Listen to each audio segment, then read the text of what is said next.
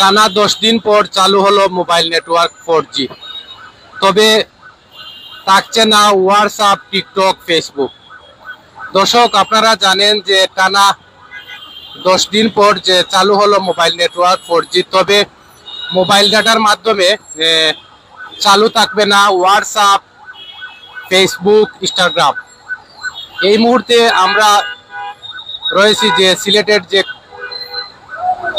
প্রাণকেন্দ্র নগরী, যে কোর্ট পয়েন্ট, যে বন্দর বাজার, সেই ওভারব্রিজ থেকে আপনাদেরকে সিলেটের চিত্রটুকু আমরা তুলে ধরার চেষ্টা করতেছি।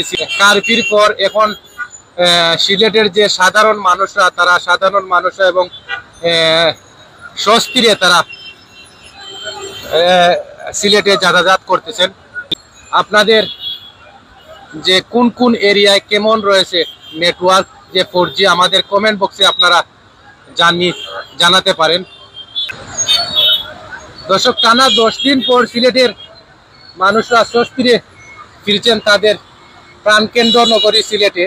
এই মুহূর্তে আমরা সিলেটের যে বন্দর বাজার, সেই বন্দর বাজারের আপডেট আমরা জানানোর চেষ্টা করতেছি। আমরা অন্যদিকে যদি দেখাই আপনাদেরকে জিন্দা বাজারের চিত্র, সাধারণ অবস্থায়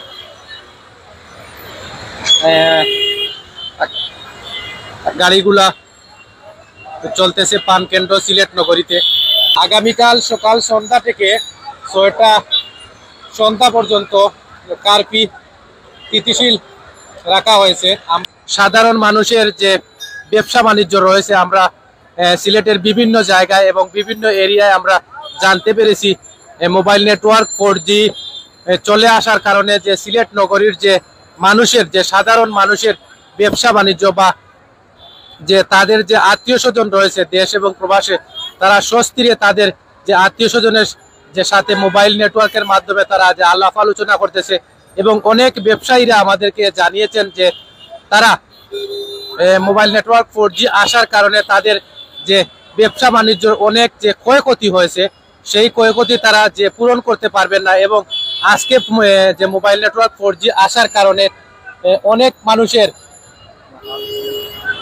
মানুষের যে ক্রয় ক্ষমতায় চলে আসছে তাদের ব্যবসা বাণিজ্যগুলো। এই মুহূর্তে আমরা রয়েছি প্রাণকেন্দ্র সিলেট নগরীর যে বন্দর বাজার এরিয়ার যে পরিস্থিতি আমরা দেখতেছি যে স্বাভাবিক অবস্থায়, টানা 10 দিন পর স্বাভাবিক অবস্থায় স্বস্তিরে ফিরছে সিলেট নগরের মানুষ।